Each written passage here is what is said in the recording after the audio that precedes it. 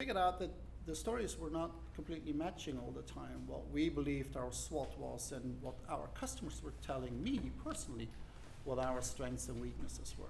So that's the reason why I continue to do a little bit of voice of the customer myself, meeting with competitors.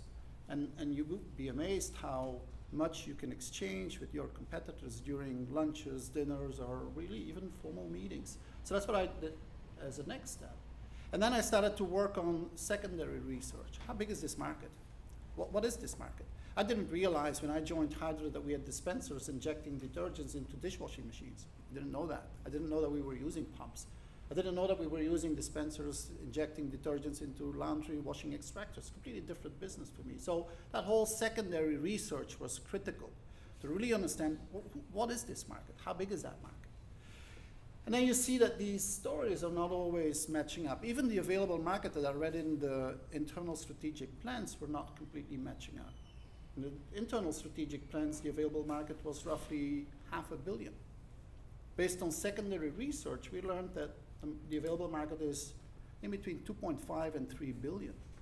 That's good news, because there's huge opportunity for growth. The only question is how. So it was time to get involved with, start something bold, and really get this objective, neutral feedback from our customers. And see if the stories that we've heard so far, that I heard so far personally, if they were correct. And in fact, no one lied to me. That's the good news. So everyone had their own perception of what the reality was. Everyone had their own interpretation of what they learned. So customers were open. My internal customers, my teams were very open and transparent and very honest as well. But still, it was not completely matching. Innovation was different for one customer than another customer. Customer intimacy was one of our strengths. But if you would ask our customers, they said, I'm not so sure that we see you as a strategic partner. So that customer intimacy had a different meaning for our customers than for internal people. So that's why having that voice of the customer as primary research, really getting that feedback face to face, was critical for us to develop our strategy.